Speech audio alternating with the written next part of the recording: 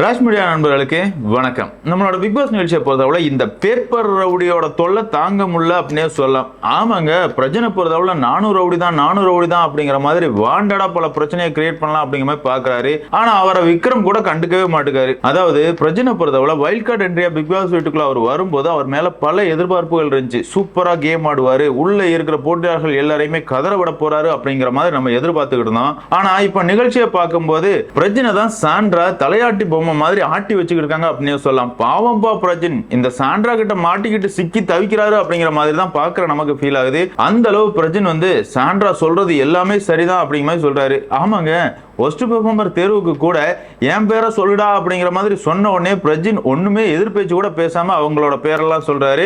இன்னொரு செட் விக்ரம் இவரை பொறுத்தவரை தற்பெருமை தற்குறி அப்படின்னே சொல்லலாம். அதாவது இந்த பிக் பாஸ் வீட்லயே அவர் மட்டும்தான் என்டர்டெய்னர் அப்படிங்கிற மாதிரி அவரே நினைச்சுக்கிட்டு பல இடங்கள்ல தற்பெருமை பேசிக்கிட்டு அலையிறாரு. ஆனா பாக்குற நம்மளை பொறுத்தவரை என்னடா பாடி லாங்குவேஜ் இது, பெண்களை இழிவுபடுத்துற மாதிரி மார்க் பண்ற மாதிரி இருக்கேடா அப்படிங்கிற மாதிரி தான் இருக்கு. ஆமாங்க, இவன் பண்றதெல்லாம் காமெடியாங்க, மனசுல இருக்கிறது பூரா வன்மம் இருந்தாலும் காமெடியன் அப்படிங்கிற பேர்ல சுத்திட்டு இருக்கான் விக்ரம். அவனோட அக்கப்போரும் தாங்க முடியல அப்படின்னு சொல்லலாம். அதே மாதிரி லைவ் ஸ்ட்ரீம்ல அரோராவோட அக்கப்போர் தாங்க முடியல. பாருள்ள உன்னை காதல் பண்றாளா, அவளுக்கெல்லாம் வெளியே ஆள் இருக்குது, வேணும்னே நம்மளை ட்ரிகர் பண்ற மாதிரி நம்மளே மார்க் பண்ணிட்டு இருக்கா அப்படிங்கிற மாதிரி எல்லாம் பேசியிருக்காங்க. ஏமா உனக்கு மட்டும் வெளியே ஆள் இல்லாமையாம இருக்குது, உன்னை பொறுத்தவரை உனக்கு கேமே ஆட தெரியல, ஆண்கள் எல்லாரையுமே பலியாடா பயன்படுத்திட்டு இருக்க, சும்மா இருக்கிறவனே மூடேத்துற மாதிரி பக்கத்துல போறது, முத்தம் கொடுக்கற மாதிரி பண்றது, உடம்ப தடவுறது, இப்படிலாம் கேவலமா கேம் ஆடிக்கிட்டு நீ பார்வை சொல்றியா அப்படிங்கிற மாதிரி இருந்துச்சு. அவங்க இந்த சீசனை பொறுத்தளவுல பார்வாவது கமர்தீன் கூட மட்டும்தான் சுத்திக்கிட்டு இருந்தாங்க. ஆனா இந்த அரோரா பொறுத்தளவுல துஷார் கிட்ட எவ்வளவு கேவலமா நடந்துகிட்டாங்க. ஒரு காதலன் காதலி கூட பேசுறதுக்கு தயங்குற கேவலமான விஷயங்கள் எல்லாத்தையுமே ஓப்பனா நேஷனல் மீடியால உட்கார்ந்து பேசினவங்க தான் இந்த அரோரா. இந்த அரோராக்கு பொறுத்தளவுல திவாகருக்கு முத்தம் கொடுக்கறது என்ன, அவர் கூட சேர்ந்து ரீல்ஸ் பண்றேன் அப்படிங்கிற பேர்ல கட்டி பிடிக்கிறது என்ன, எல்லாத்தையும் பண்ணி அந்த மனுஷனை வெளியே தூக்கி போட்டாச்சு. இப்ப பார்த்தோம் அப்படின்னா கமருதீன் வினோத் இந்த ரெண்டு பேருக்கிட்டையும் உட்கார்ந்து தடவிக்கிட்டு இருக்காங்க. ஆமாங்க, ஒரு வீடியோ எல்லாம் ரொம்பவே வைரல் ஆச்சு. அதாவது வினோத் முதுகுல இவங்க தடவிக்கிட்டே இருக்காங்க. அதுக்கப்புறமா வினோத்தை பொறுத்தவரை அரோரா மடியில படுக்கிறாரு. அதுக்கப்புறமா இந்த வினோத் அரோராவை கட்டி பிடிக்கிறது இதெல்லாமே ரொம்பவே வைரல் ஆகி வினோத்தை போட்டு கழுவி ஊத்திருக்காங்க. ஆனா உண்மையை சொல்லணும் அப்படின்னு பார்த்தோம்னா ஆண்களை பயன்படுத்தி கேவலமா கேம் ஆடிக்கிட்டு இருக்குது பிக் பாஸ் வீட்டுக்குள்ள அரோரா தான். ஆனா அரோராவை பத்தி யாருமே கண்டுக்க மாட்டாங்க அப்படினே சொல்லலாம். இன்னொரு செட் வியானாவை பொறுத்தவரை இவ்வளவு நாள் கொஞ்சம் ஓவர் ஆக்டிங் பண்ணிக்கிட்டு இருந்தாங்க. என்னமோ கியூட்டா பண்றேன் அப்படின்னு நினைச்சுக்கிட்டு பல கிரிஞ்சு வேலைகளை பண்ணிட்டு இருந்தாங்க. இப்ப பார்த்தோம் அப்படின்னா மாமா விக்ரம் சொன்னதை அப்படியே செஞ்சுக்கிட்டு இருக்காங்க அப்படினே சொல்லலாம். ஆமாங்க, இந்த தற்பெருமை தற்குறி விக்ரம பொறுத்தவரை காதல் கண்டென்ட் பண்ணாதான் நீ பிக் பாஸ் வீட்டுக்குள்ள நீடிச்சு இருக்க முடியும் அப்படிங்கிற மாதிரி ஒரு அட்வைஸை கொடுத்தாரு. அந்த நேரத்துல இருந்து வியானா எஃப்ஜே பின்னாடி தான் சுத்திக்கிட்டு இருக்காங்க. சுத்துறது மட்டும் இல்லைங்க, ரெண்டு பேரும் மாத்தி மாத்தி ஊட்டி ஊட்டிக்கிறாங்க, கட்டி பிடிச்சிக்கிறாங்க, போட்டோக்கு போஸ்ட் கொடுத்துருக்காங்க. பாக்குறதுக்கு படு கேவலமா இருக்குது. அதாவது இந்த சீசனை பொறுத்தவரை உள்ள இருக்கிறது எல்லாமே கேவலமான போட்டியாளர்கள் தான், அதுல மாட்டுக்கிறதே இல்ல. இருக்கிற கேவலத்துல எது கொஞ்சம் பரவாயில்ல அப்படிங்கிற மாதிரி தான் தேர்வு பண்ண முடியுமே தவிர நல்ல போட்டியாளர் அப்படின்னு சொல்ற அளவுக்கு யாருமே ஒருத்தான போட்டியாளர் கிடையாது அப்படின்னு சொல்லலாம். சரி, என்னதான் இருந்தாலும் இன்னைக்கான எபிசோட பொறுத்தவரை என்னெல்லாம் நடந்துச்சு அப்படிங்கறத டீடைலா பார்த்தலாம்.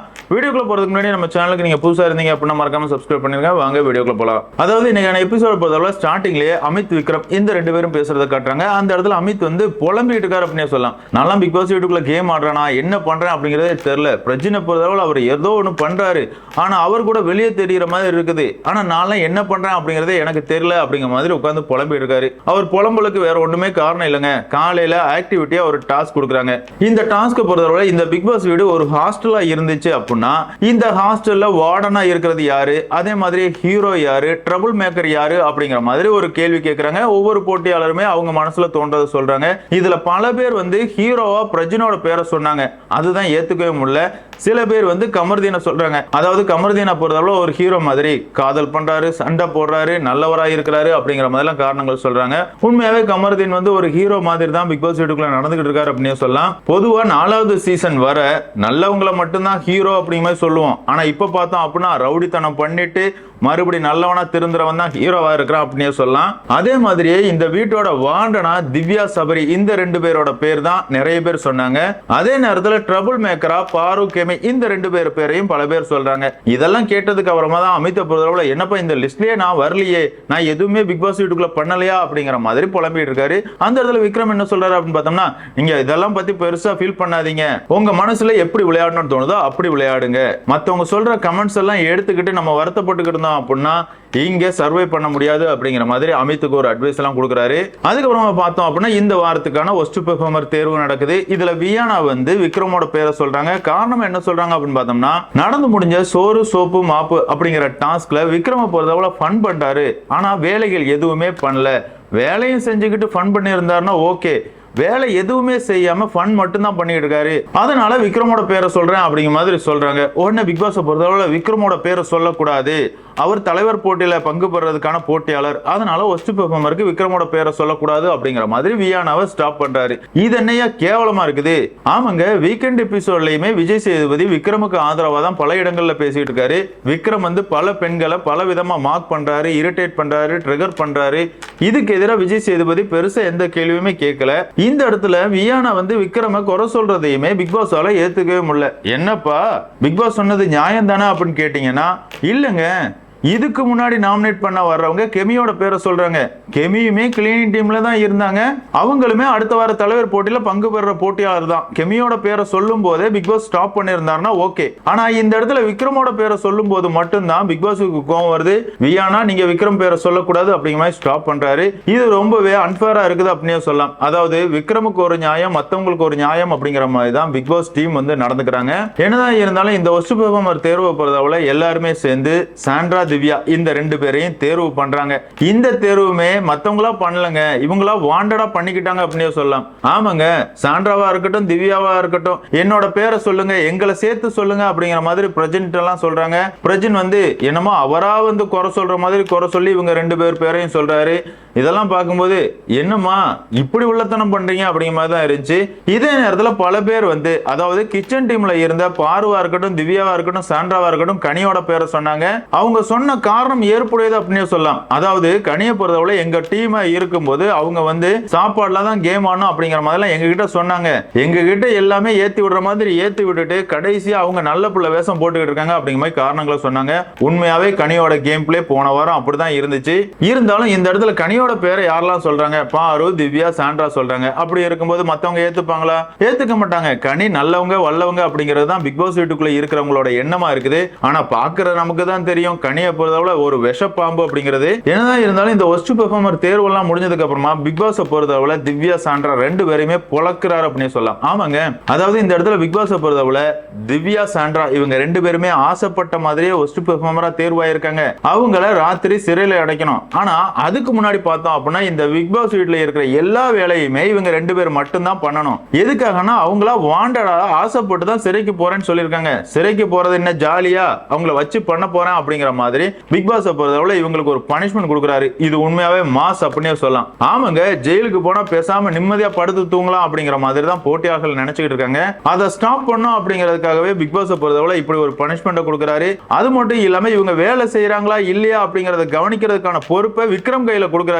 இது அதை விட மாஸ் அப்படினே சொல்லலாம். ஆமாங்க, விக்ரம பொறுத்தவரை திவ்யா, சாண்ட்ரா, பாரு இந்த மூணு பேரை பார்த்தா மட்டும்தான் கோவம், வன்மம் எல்லாமே வெளியே வரும். அதே மாதிரி அவங்க மூணு பேருக்குமே விக்ரம பிடிக்காது. அந்த வகையில ஏதாவது ஒரு கலவரம் வரணும் அப்படிங்கறதுக்காக தான் இந்த காம்போவை செட் பண்ணி விட்டுருக்காரு. இருந்தாலும் இந்த தேர்வு எல்லாம் முடிஞ்சதுக்கு அப்புறமா விக்ரம பொறுத்தவரை தனியா உட்கார்ந்து ஒரு செம பெர்ஃபார்மன்ஸ் பண்ணாரு அப்படின்னு சொல்லலாம். ஆமாங்க, தனியா உட்கார்ந்து அழுதுகிட்டு இருக்காரு. வெங்காயத்துக்கு அழுத மனுஷன் இப்போ எதுக்காக அழுறாரு அப்படின்னு பார்த்தோம்னா, பாத்தியா பிக் பாஸுக்கு என் மேல எவ்வளவு பாசம், நீ வியானா ஒஸ்ட் பெர்ஃபார்மருக்கு என்னோட பேரை சொன்னா அதை பிக் பாஸ் நேரடியா ஸ்டாப் பண்ணிட்டாரு.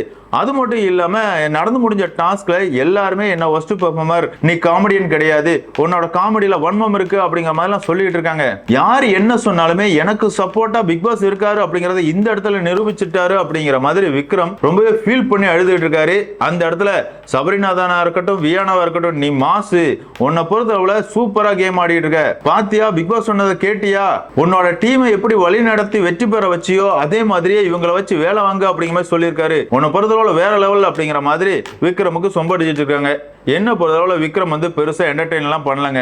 அதாவது அன்பு கேங்க்கு சொம்பு தூக்கிட்டு ஜாலரா அடிச்சுக்கிட்டு இருக்காரு. அதே நேரத்துல அன்பு கேங்க்கு எதிராக யாரெல்லாம் இருக்கிறாங்களோ அவங்கள மார்க் பண்றது, இரிட்டேட் பண்றது, காமெடி அப்படிங்கிற பேர்ல கலாய்க்கிறது, இந்த வேலைகளை மட்டும்தான் விக்ரம் பண்ணிட்டு இருக்காரே தவிர விக்ரம் பெருசா எதையும் பண்ணி கிளிக்கல. சூப்பரா பண்ணது அப்படின்னா இந்த வாரத்தை பொறுத்தவரை எஃப்ஜே, வியானா இந்த ரெண்டு பேருக்கும் மாமா வேலை பார்த்ததா சொல்லலாம். இருந்தாலும் விக்ரம் வந்து அழுது ஒரு சீன் கிரியேட் பண்ணதுக்கு அப்புறமா வாங்கடா அந்த 2 பேரை வச்சு செய்ய போறேன் அப்படிங்கிற மாதிரி கிளம்பி போறாரு. இவர் அவங்கள வச்சு செய்யறதுக்கு முயற்சி பண்றாரு. உண்மையை சொல்லணும் அப்படின்னு பார்த்தோம்னா சாண்ட்ரா திவ்யா இந்த 2 பேரும் தான் விக்ரம் வச்சு செஞ்சுக்கிட்டு இருக்காங்க அப்படின்னே சொல்லலாம். ஆமாங்க, இவரை பொறுத்தவரை ஒரு வேலை கொடுக்குறாரு. பெருசா ஒரு வேலையும் கிடையாது. பப்பாளியை வெட்டி ஒவ்வொரு போட்டியாளர்களுக்கும் பங்கு வைங்க அப்படிங்கிற மாதிரி சொல்றாரு. திவ்யா வந்து மெதுவா பண்ணிட்டு இருக்காங்க. அந்த நேரம் பிக் பாஸ் பொறுத்தவரை எல்லாருமே கார்டன் ஏரியால போய் நில்லுங்கப்பா அப்படிங்கிற மாதிரி சொல்லிடுறாரு. உடனே அந்த இடத்துல திவ்யா வந்து அவங்க செஞ்சுக்கிட்டு இருந்த வேலையை அப்படியே ஸ்டாப் பண்ணிட்டு கார்டன் ஏரியாவுக்கு போயிடுறாங்க. இதுல திவ்யா பண்ணது தப்புன்னு யாராலையும் சொல்ல முடியாது. பிக் பாஸ் தான் சொல்லியிருக்காரு அப்படின்னு சொல்லி முடிச்சுட்டு போயிருவாங்க. இருந்தாலும் இதை பார்த்த விக்ரம் வந்து சாண்ட்ரா திவ்யா இந்த 2 பேரை நம்பி இருந்தோம் அப்படின்னா நம்ம யாருமே சாப்பிட முடியாது. அதனால சபரி இதை பங்கு பிரிச்சு எல்லாருக்கும் கொடுத்துரு அப்படிங்கிற மாதிரி சொல்லி விட்டுறாரு. சபரியுமே பங்கு பிரிச்சுக்கிட்டு இருக்காரு. அந்த இடத்துக்கு திவ்யா போறாங்க. என்கிட்ட சொன்ன வேலையை எப்படி சபரி கிட்ட கொடுக்கலாம் அப்படிங்கிற மாதிரி கேள்வி எழுப்புறாங்க.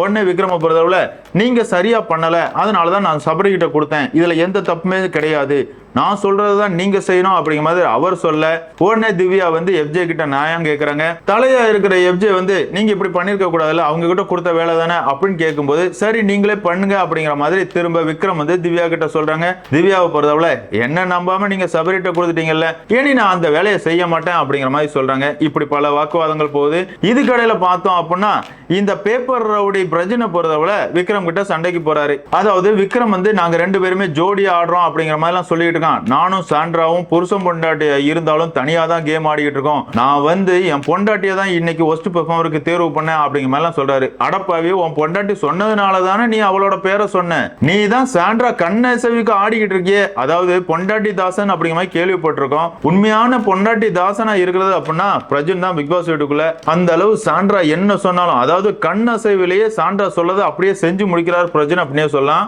இருந்தாலும் இந்த இடத்துல பிரஜனை பொறுத்தவரை விக்ரம் உனக்கு என்னதான்டா பிரச்சனை, நாங்க 2 பேரும் புருஷன் பொண்டாட்டியா ஜோடியா வந்திருக்கோம், அது உனக்கு பொறாமையா இருக்கா, நீ உன் பொண்டாட்டியை கூப்பிட்டுட்டு உள்ளவா, நான் வேணா பிக் பாஸ் சொல்றேன், அவர் கதவை திறப்பாரு, நீ போய் உன் பொண்டாட்டியை கூட்டுவா அப்படிங்கிற மாதிரி சொல்றாரு. உடனே விக்ரம் வந்து அவரோட ஸ்டைல மார்க் பண்ண தொடங்கிறாரு. உண்மையாவங்க விக்ரம பொறுத்தவரை அவரோட பாடி லாங்குவேஜ் படு கேவலமா இருக்குது. பெண்களை இழிவுபடுத்துற மாதிரி தான் அவரோட பாடி லாங்குவேஜ் இருக்குது. இத பல பேர் வந்து காமெடி அப்படிங்கிற மாதிரி சொல்றீங்க, என்னால ஏத்துக்கவே முடியல அப்படின்னே சொல்லலாம். இந்த இடத்துல விக்ரமோட பாடி லாங்குவேஜ் பார்த்த சாண்ட்ராவை பொறுத்தவரை என்னடா பாடி லாங்குவேஜ் இது அப்படிங்கிற மாதிரி விக்ரம் எப்படிலாம் பாடி லாங்குவேஜ் பண்றாரோ அதெல்லாம் பண்ணி காட்டி விக்ரம கேலி கிண்டல் பண்றாங்க. உண்மையாவே இந்த இடத்துல சாண்ட்ரா பண்ணது தரமான சம்பவம் அப்படின்னே சொல்லுவேன். என்னதான் சாண்ட்ரா தப்பானவங்களா இருந்தாலுமே விக்ரம் மாதிரி போலியான முகத்திரையில இருக்கிறவங்களோட முகத்திரையை கிழிச்சே ஆகணும். ஆமாங்க, விக்ரம் வந்து நான் நல்லவன் வல்லவன் பண்பானவன் அப்படிங்கிற மாதிரி ஒரு போர்வையில இருந்துகிட்டு கேவலமா வக்ர புத்தியோட மத்தவங்களை கேவலப்படுத்துறத மட்டும்தான் முழு நேர வேலையை வச்சிருக்கான். இவனோட முகத்திரை கண்டிப்பா கிழியணும் அப்படிங்கறத நம்மளோட எண்ணமோ. என்னதான் இருந்தாலும் விக்ரம பொறுத்தவரை எப்படியாவது திவ்யா சாண்ட்ராவை வச்சு எல்லா வேலையும் பண்ண வச்சணும் அப்படிங்கிற மாதிரி அவரும் பல முயற்சிகள் எடுக்கிறாரு. இருந்தாலும் திவ்யாவை பொறுத்தவரை இன்னைக்கு விக்ரம வச்சு செய்ய போறேன், விக்ரம் சொன்னாதான் நான் குளிக்கவே போவேன் அப்படிங்கிற மாதிரி அவங்க விக்ரம் சொன்ன சமையல் வேலைகளை பார்த்துட்டு இருக்காங்க. அந்த நேரம் பார்த்தோம் அப்படின்னா கவின் பிக் பாஸ் வீட்டுக்குள்ள என்ட்ரி கொடுக்கிறாரு. உண்மையாவே கவினை பார்க்கும்போது சீசன் 3 தாங்க ஞாபகத்துக்கு வந்துச்சு. அந்த சீசன் 3ல ஒரு அழகான காதலை பார்த்திருப்போம். இப்பெல்லாம் வர்றது காதலாங்க கண்டென்ட்டுக்காகவும் பேமெண்ட்டுக்காகவும் கேவலமா ஒருத்தன் பின்னாடி ஒருத்தி சுத்திக்கிட்டு இருக்கா, இல்லனா ஒருத்தி பின்னாடி ஒருத்தன் சுத்திக்கிட்டு இருக்கான். பார்க்கிறதுக்கு அருவருப்பா இருக்கு அப்படினே சொல்லலாம். ஆமாங்க, இந்த சீசனை பொறுத்தவரை 3 பேர் காதல் பண்றாளுவ. பார்வா இருக்கட்டும், அரோராவா இருக்கட்டும், வியானாவா இருக்கட்டும், இவளுக்கு 3 பேருமே கண்டென்ட்டுக்காகவும் பேமெண்ட்டுக்காகவும் தான் இவளுக்கு கேவலமான அருவருக்கத்தக்க வேலைகளை பண்ணிட்டு இருக்காங்க. அதே நேரத்துல வெளியே பார்த்தோம் அப்படின்னா இவளுக்கு காதலன் அப்படின்னு சொல்லிக்கிட்டு நிறைய பேர் பேட்டி வேற கொடுத்துட்டு அலையறானுங்க. இல்ல உங்களுக்கு எல்லாம் கேவலமா இல்லையாடா, அருவருப்பா இல்லையாடா, அருணாக்குடியாவது தூக்கு போடுங்கடா அப்படிங்கிற மாதிரி தான் இருக்குது. ஆமாங்க, இவ்வளவு கேவலமாவும் பணத்துக்காக பெண்கள் இறங்குவாங்களா அப்படிங்கிறது தெரியல. அதுலயும் இந்த சீசன்ல இருக்கிற பெண் போட்டியாளர்கள் ரொம்பவே ஒஸ்ட் அப்படின்னே சொல்லலாம். அது பார்வதியா இருந்தாலும் சரிதான், வியானாவா இருந்தாலும் சரிதான், அரோராவா இருந்தாலும் சரிதான், கண்டென்ட்டுக்காக பல ஆண்களை பல இடங்கள்ல பயன்படுத்தி இருக்காங்க. இது ரொம்பவே அருவருப்பா இருக்குது அப்படிங்கிறது என்னோட கருத்து. என்னதான் இருந்தாலும் கவின் பிக் பாஸ் வீட்டுக்குள்ள வந்ததுக்கு அப்புறமா பிக் பாஸ் வீட்டை பொறுத்தவரை ரொம்பவே கலகலப்பா இருந்துச்சு அப்படின்னு சொல்லலாம். அதுலயும் குறிப்பா கவினை பொறுத்தவரை பனிஷ்மெண்ட் கொடுத்த சாண்ட்ரா திவ்யா இவங்களுக்கு நான் வேலை செஞ்சு கொடுக்க போறேன் அப்படிங்கிற மேல போய் கிச்சன்ல நிக்கிறாரு. அதுக்கப்புறமா பார்த்தோம் அப்படின்னா அவர் நடிச்ச படமான மாஸ்கோட ட்ரெய்லர் எல்லாமே போட்டு காட்டப்படுது. ட்ரெய்லர் எல்லாம் பக்கா மாசா இருக்குது. அது மட்டும் இல்லாம அந்த படத்துல இருக்கிறவங்க எல்லாருமே கெட்டவங்க தான். அந்த கெட்டவங்கல யாரு நல்லவங்க அப்படிங்கறத தேடணும் அப்படிங்கிற மாதிரி அவர் சொன்னாரு. உண்மையாவே இந்த சீசனை பொறுத்தவரை இருக்கிற எல்லா போட்டியாளர்களுமே கெட்டவங்களா தான் இருக்கிறாங்க. இந்த கெட்டவங்கல இருந்து யாரை தேர்வு பண்ணி டைட்டில் கொடுக்க போறானுங்க அப்படிங்கிறது தான் ஆர்வமா இருக்குது அப்படின்னு சொல்லலாம். என்னதான் இருந்தாலும் கவினை பொறுத்தவரை செம ஃபன் எல்லாமே பண்ணி முடிச்சதுக்கு அப்புறமா அவரோட டைம் முடிஞ்சிருது. அவர் பிக் பாஸ் வீட்ல இருந்து வெளியே போறது போறதுக்கான நேரம் வந்துருச்சு அப்படிங்கிற பிக் பாஸ் சொல்றாரு. அந்த நேரத்துல ஒரு ட்விஸ்ட் வைக்கிறாரு. அதாவது என்ன பொறுத்தவரை ஜாலியா ஃபன் பண்ணிட்டு போயிடணும் அப்படிங்கிற மாதிரி தான் நினைச்சேன். ஆனா என்ன பண்றது, இன்னைக்கு ஒரு மிட்வீக் எவிஷன் இருக்குது, அதுக்கான கார்டு என்கிட்ட கொடுத்து விட்டாங்க. நானும் வேண்டாம் வேண்டாம்னு தான் சொன்னேன், இருந்தாலும் பிக் பாஸ் பொறுத்தளவு கொடுக்க சொல்லிட்டாரு அப்படிங்கிற மாதிரி ஒரு கார்டு எடுத்து வைக்கிறாரு. அது மட்டும் இல்லாம நான் போனதுக்கு அப்புறமா இந்த கார்டு எடுத்து பாருங்க அப்படிங்கிற மாதிரி சொல்லிட்டு போறாரு. அதுக்கப்புறமா போட்டியாளர்கள் எல்லாருமே லிவிங் ஏரியால வந்து உட்கார்றாங்க. அந்த இடத்துல பிக் பாஸ் பொறுத்தளவுல எப்பா அந்த கார்டுல யாரோட பேர் இருக்குதோ அவங்க உடனே பேக் பண்ணிட்டு பிக் பாஸ் வீட்ல இருந்து கிளம்பிடணும் அப்படிங்கிற மாதிரி சொல்லிட்டு இருக்காங்க. அந்த இடத்துல பார்வை பொறுத்தளவுல நானா தான் இருப்பேன் அப்படிங்கிற மாதிரி பதறிக்கிட்டு இருக்காங்க. பாரு உங்களை எப்படி பாரு வெளியே அனுப்புவாங்க, திவாகர் போனதுக்கு அப்புறமாவே பிக் பாஸ் நிகழ்ச்சி பாக்குற மாதிரி இல்ல, நீங்களும் வெளியே போயிட்டீங்க அப்படின்னா உள்ள எல்லாரும் உட்கார்ந்து பல்லாங்குழி தான் ஆடிக்கிட்டு இருப்பாங்க, வேற ஒன்னும் பண்ண மாட்டானுங்க, அதனால உங்களெல்லாம் அனுப்ப மாட்டாங்க, நீங்க ரொம்ப பதறாதீங்க அப்படிங்கிற மாதிரி தான் நமக்கு ஃபீல் ஆச்சு. அதுக்கப்புறமா இந்த வாரம் தலையா இருக்கிற எஃப்ஜே பொறுத்தவரை அந்த கார்டு எடுத்து பாக்குறாரு. அந்த கார்டுல பிராங்க் அப்படிங்கிற மாதிரி எழுதி இருக்குது. உடனே அந்த இடத்துல பாரு வந்து என்ன பிக் பாஸ் இப்படி பண்றீங்க அப்படிங்கிற மாதிரி கேக்குறாங்க. உடனே பிக் பாஸ் பொறுத்தவரை நீங்க பண்றதை விடையாம நான் பண்றேன் அப்படிங்கிற மாதிரி கலாய்க்கிறாரு. அந்த மூவ்மெண்ட் எல்லாமே செம ஃபன்னா இருந்துச்சு அப்படின்னு சொல்லலாம். அதுக்கப்புறமா கிச்சன் ஏரியால ஒரு கலவரம். அதாவது திவ்யாவை பொறுத்தவரை சமைச்ச சாப்பாடை எல்லாருக்குமே பரிமாறிக்கிட்டு இருக்காங்க. அந்த இடத்துல பிக் பாஸ் வந்து திவ்யா உங்களோட மைக் பேட்டரியை மாத்துங்க அப்படிங்கிற மாதிரி சொல்றாங்க. கமருதீன் வந்து மாத்துறதுக்கு வர்றாரு. அந்த இடத்துல இருக்கிற வியானாவை பொறுத்தவரை மைக் பேட்டரியை அவங்கவுங்க தான் மாத்தணும், நீங்க மாத்தி விடாதீங்க அப்படிங்கிற மாதிரி சொல்றாங்க. உடனே திவ்யா வந்து சாண்ட்ரா கிட்ட சொல்லி அவங்களோட பேட்டரியை மாத்துறாங்க. அதுக்கப்புறமா எல்லாருக்குமே நெய் வச்சுக்கிட்டு இருக்காங்க. அந்த இடத்துல வியானா வந்து எனக்கு 3 ஸ்பூன் வைங்க, எஃப்ஜே கனி இவங்க 2 பேருமே என்ன வாங்கிட்டு வர சொன்னாங்க அப்படிமே சொல்றாங்க. என்னம்மா உன்னை பொறுத்தவரை வக்கனே இப்பதான் சொன்னேன், அதாவது அவங்கவுங்க வேலையை அவங்கவுங்க செய்யணும் அப்படிங்கிற சொன்னேன். அதே மாதிரி தானே இந்த வாரத்தில் முடிவு பண்ணியிருந்தாங்கல்ல, யாருக்கு சாப்பாடு வேணும்னாலும் அவங்க தட்டை கொண்டு வந்தாதான் வைப்போம் அப்படிங்கிற மாதிரிலாம் முடிவு பண்ணியிருந்தாங்கல்ல. இந்த இடத்துல நீ எதுக்காக எஃப்ஜேக்கும் கனிக்கும் நீ வாங்கிட்டு போற, இது தப்பு தானே, உனக்கு மற்றவங்க பண்றதெல்லாம் தப்பா இருக்குது, நீ பண்ற தவறுகள் எதுவுமே உனக்கு தெரியலையா அப்படிங்கிற மாதிரி தான் இருந்துச்சு. இருந்தாலும் இந்த இடத்துல நெய் வைக்கும் போது ஸ்பூன்ல இருந்த நெய்யை தட்டுல லைட்டா தட்டி வச்சிடறாங்க திவ்யா. இதை பார்த்த உடனே வியானா வந்து எதுக்காக இப்படி நெய் வைக்கிறீங்க அப்படிங்கிற மாதிரி அதை ஒரு பிரச்சனையா கிரியேட் பண்றாங்க. கிரியேட் பண்றது மட்டும் இல்லாம எஃப்ஜே கனி இவங்க 2 பேர்கிட்ட உட்கார்ந்து புலம்பிட்டு இருக்காங்க. எனக்கு இப்படி நெய் வச்சுட்டாங்க, தட்டுல தட்டிட்டாங்க அப்படிங்கிற மாதிரி சொல்லியிருக்காங்க. ஏமா உன்னை பொறுத்தவரை உன்னோட பாடி லாங்குவேஜ்ல எவ்வளவு கேவலமா நடந்துட்டு இருக்க, எவ்வளவு ஓவர் ஆக்டிங் பண்ணிட்டு இருக்க, வெளியே காதல்னை வச்சுக்கிட்டு எஃப்ஜே கிட்ட எப்படி குழஞ்சு பேசிட்டு இருக்க, இவ்வளவு கேவலமான வேலைகள் நீ பண்ணிட்டு நெய் வச்ச ஸ்பூனை தட்டுல இப்படி தட்டிட்டாங்க அப்படிங்கிற மாதிரி அதை ஒரு பிராதா சொல்லிக்கிட்டு இருக்கியா அப்படிங்கிற மாதிரி தான் இருந்துச்சு. போன வாரத்தை பொறுத்தவரை வினோத்தை வச்சு செஞ்சாங்க. அதாவது நான் சீனி வாங்கி சாப்பிட்டேன், அதுக்கப்புறமா குழம்பு தரணுமா அப்படிங்கிற மாதிரி கேட்டாரு அப்படிங்கிற மாதிரி சாப்பாடுல போன வாரம் தான் ஒரு பெரிய பிரச்சனையை கிளப்பினாங்க. இந்த வாரம் பார்த்தோம் அப்படின்னா நெய்யை வச்சு ஒரு கண்டென்ட் உண்டு பண்ணுவோம் அப்படிங்கிற மாதிரி வியானா ஒரு கேவலமா ஒரு கண்டென்ட் கிரியேட் பண்ணிட்டு இருக்காங்க. அதுக்கப்புறமா பார்த்தோம் அப்படின்னா சாண்ட்ரா திவ்யா இவங்க 2 பேருமே வெளியே வர்றாங்க. அந்த நேரத்துல இந்த பிரச்சனையை பத்தி இந்த வார தலையா இருக்கிற எஃப்ஜே கேள்வி கேட்கிறாரு. நீங்க எதுக்காக நெய் அப்படி வச்சீங்க, அவங்க வருத்தப்படுறாங்க அப்படிங்கிற மாதிரி சொல்றாங்க. உடனே திவ்யா வந்து எல்லாத்துக்கும் வருத்தப்பட்டா நான்லாம் எதுவுமே பண்ண முடியாதுப்பா, நெய்யை தட்டினேன் விழல, அதனாலதான் தட்டினேன், இதெல்லாம் எனக்கு தப்பாவே தெரியல, வியானாவை பொறுத்தவரை வாண்டடா ஒரு பிரச்சனையை கிரியேட் பண்ணியிருக்கா, இதுக்கெல்லாம் எனக்கு பதில் சொல்ல முடியாது அப்படிங்கிற மாதிரி அவங்க கிளம்பி போறாங்க.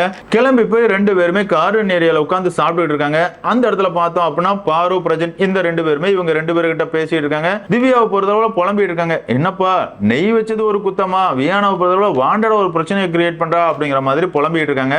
அந்த இடத்துக்கு திரும்பவும் வக்ரம் வந்து உட்கார்றாரு. அதாவது வக்ரம பொறுத்தவரை வியானா ஏத்தி விட்டுறாங்க, இப்பெல்லாம் பண்ணாங்க அப்படிங்கிற மாதிரி. இந்த இடத்துல வந்து உட்கார்ற விக்ரம பொறுத்தவரை மத்தவங்க பேசிட்டு இருக்காங்க, இவர் பக்கத்துல உட்கார்ந்து பாடிட்டு இருக்காரு. திவ்யா வந்து நான் சும்மாவே காண்டில் இருக்கிறேன்பா, எனக்கு உள்ள உட்கார்ந்து சாப்பிட முடியாது அப்படிங்கறதுக்காக தான் வெளியே வந்து உட்கார்ந்து நிம்மதியா சாப்பிடலான்னு வந்தேன், அந்த இடத்துல இப்படி பக்கத்துல உட்கார்ந்து பாட்டு பாடி இரிட்டேட் பண்ணாத அப்படிங்கிற மாதிரி சொல்றாங்க. இருந்தாலும் விக்ரம பொறுத்தவரை உங்களுக்கு இரிட்டேட் ஆகுதா, நான் அதை தான் பண்ணுவேன் அப்படிங்கிற மாதிரி அவர் பண்ணிட்டு இருக்காரு. ஒரு கட்டத்துல திவ்யா வந்து சரி நீ பாடிக்கிட்டே இரு, எனக்கு ஜாலியா தான் இருக்குது அப்படிங்கிற மாதிரி சொல்லிடுறாங்க. இந்த இடத்துல பார்வை பொறுத்தவரை விக்ரம் நீங்க என்னதான் இருந்தாலும் நீங்க பண்றது தப்பு, நாங்க எல்லாரும் பேசிட்டு இருக்கும்போது டிஸ்டர்ப் பண்ற மாதிரி நீங்க இப்படி வந்து உட்காரக்கூடாது, உங்களை பொறுத்தவரை அவங்கள வேலை வாங்குறது மட்டும்தான் உங்களோட வேலை, அதே நேரத்தில் அவங்க எங்க போனாலும் வந்து உட்கார்றதெல்லாம் கொஞ்சம் கூட நியாயமே இல்லை அப்படிங்கிற மாதிரி சொல்றாங்க. இருந்தாலும் விக்ரம் வந்து நான் தனியா தானே உட்கார்ந்து இருக்கேன், நான் தானே பாட்டு பாடிட்டு இருக்கேன் அப்படிங்கிற மாதிரி சொல்லிட்டு இருக்காரு. அதாவது விக்ரம பொறுத்தவரை காமெடியன் கிடையாதுங்க, சரியான விஷப்பாட்டில் அப்படியே சொல்லலாம். அவரை பொறுத்தவரை அவர் எல்லாரையும் கேவலப்படுத்துவாரு, மார்க் பண்ணுவாரு, இழிவா பேசுவாரு, இது எல்லாத்தையுமே பண்ணும் பாரு காமெடியும் பாரு. அதே நேரத்தில் வேற யாராவது ஒரு வார்த்தை சொல்லிட்டாங்க அப்படின்னா என்னை பத்தி இப்படிலாம் சொல்லிட்டாங்க அப்படிங்கிற மாதிரி பொங்குன்னு பொங்குவாரு. அந்த வகையில பார்த்தோம் அப்படின்னா சாண்ட்ரா விக்ரம் 2 பேருமே வேறெல்லாம் கிடையாது, 2 பேருமே ஒரே இனம் தான் அப்படின்னே சொல்லலாம். இப்படியே இங்க ஒரு பிரச்சனை போயிட்டு இருக்குது. அந்த சைடு பார்த்தோம் அப்படின்னா ரம்யாவும் அதே கருத்தை சொல்றாங்க. அதாவது அவங்க நெய் வச்ச விதத்தை பார்க்கும்போது எனக்கு சாப்பிடணும்னே தோண மாட்டேங்குது அடிக்குது அப்படிங்கிற மாதிரிலாம் அந்த அம்மா ஒரு பிரச்சனையை கிளப்பிட்டு இருக்காங்க. அதாவது இந்த அம்மாவை பொறுத்தவரை திருடி திங்கிறது, எதுவுமே பண்ணாம சபரி கனி பின்னாடி ஒளிஞ்சுக்கிறது, இப்படிதான் ஒரு கேம் ஆடிட்டு இருக்காங்க. இந்த வாரம் கண்டிப்பா ரம்யாவுக்கு பாயாசம் அப்படிங்கறதுல எந்த ஒரு மாற்று கருத்துமே இல்ல.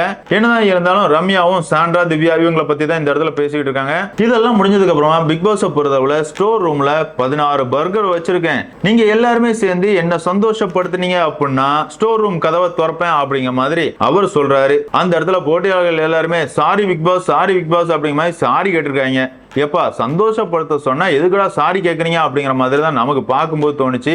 இன்னொரு சைடு பார்த்தோம் அப்படின்னா சாண்ட்ராவா இருக்கட்டும், திவ்யாவா இருக்கட்டும், ரெண்டு பேருமே கேமரா முன்னாடி நின்னுகிட்டு எல்லாரும் ஒன்னா சேர்ந்து சொல்ல சொன்னீங்க, எங்களெல்லாம் அவங்க கண்டுக்கவே இல்லை அப்படிங்கிற மாதிரி இவங்க தனியா உட்காந்து புலம்பிட்டு இருக்காங்க.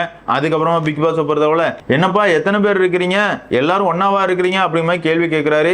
அதுக்கப்புறமா பார்த்தோம் அப்படின்னா இவங்க ரெண்டு பேர் வெளியே இருக்கிறது அப்பதான் அவங்க கவனிக்கிறாங்க. அந்த இடத்துலயுமே இவங்க ரெண்டு பேரையும் கூப்பிடுறதுக்காக பிரஜின், பாரு இந்த ரெண்டு பேருமே வர்றாங்க. அந்த நேரம் இவங்க ரெண்டு பேரை பொறுத்தவரை இவ்வளவு நேரம் எங்களை மறந்துட்டீங்கல்ல, நாங்க வர முடியாது அப்படிங்கிற மாதிரி இவங்க பிகு பண்ணிட்டு இருக்காங்க. இருந்தாலும் உள்ள இருக்கிறவங்க எல்லாருமே இவங்களை கூப்பிடுவாங்களா? கூப்பிட மாட்டாங்க. அவங்களுக்கு ஈகோ தான் முக்கியம். அந்த வகையில் அவங்க எல்லாருமே எப்ப வர்றவங்க வந்தா போதும் அப்படிங்கிற மாதிரி சாரி பிக் பாஸ், தாங்க பிக் பாஸ் அப்படிங்கிற மாதிரி கேமராவை பார்த்து கெஞ்சிட்டு இருக்காங்க. பிக் பாஸும் ஒரு கட்டத்தில் கொடுத்துடுறாரு.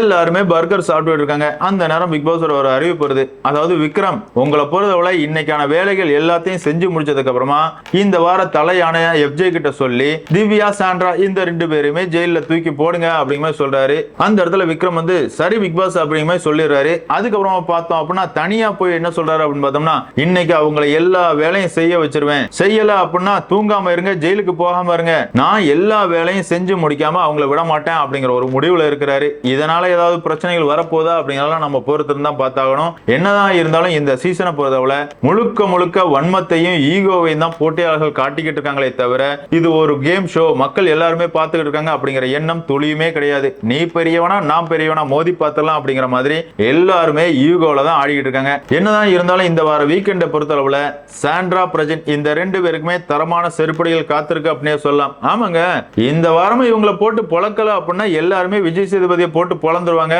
அதுக்காகவாது விஜய் சேதுபதி கண்டிப்பா இந்த வாரத்தை பொறுத்தளவுல சாண்ட்ரா, பிரஜின் இவங்க ரெண்டு பேரையும் ரோஸ் பண்ணுவாரு. அதே நேரத்தில் விக்ரமுக்கு எதிராக கேள்வி கேட்பாரா அப்படின்னு கேட்டீங்கன்னா கண்டிப்பா கேட்க மாட்டாரு. போன வாரமே அதுக்கான காரணத்தை சொல்லிட்டாருங்க. விக்ரமுக்கு எனக்கு சொந்தமா பந்தமா, எனக்கு அவர் தெரியுமா, நான் அவருக்கு எதுக்காக ஃபேவரட்டிசம் பண்ணோம் அப்படிங்கறதெல்லாம் பேசிட்டு போனாரு. அதாவது ஃபேவரட்டிசம் பண்றாரு, அதை கொஸ்டின் கேட்க கூடாது அப்படிங்கிறதுக்காக முன்கூட்டியே ஜாமீன் எடுத்துட்டாரு விஜய் சேதுபதி அப்படின்னே சொல்லலாம். என்னதான் இருந்தாலும் விக்ரமுமே கேவலமான கேம் பிளே தான் பண்ணிட்டு இருக்காரு அப்படிங்கிறது என்னோட கருத்து. பிக் பாஸ் ரசிகர்களான உங்களை பொறுத்தவரை விக்ரமை பத்தி நீங்க என்ன நினைக்கிறீங்க அப்படிங்கறத கமெண்ட்ல மென்ஷன் பண்ணுங்க. இந்த வீடியோ உங்களுக்கு பிடிச்சிருந்தா லைக் பண்ணுங்க, ஷேர் பண்ணுங்க, மறக்காம சேனலை சப்ஸ்கிரைப் பண்ணுங்க. Thank you friends.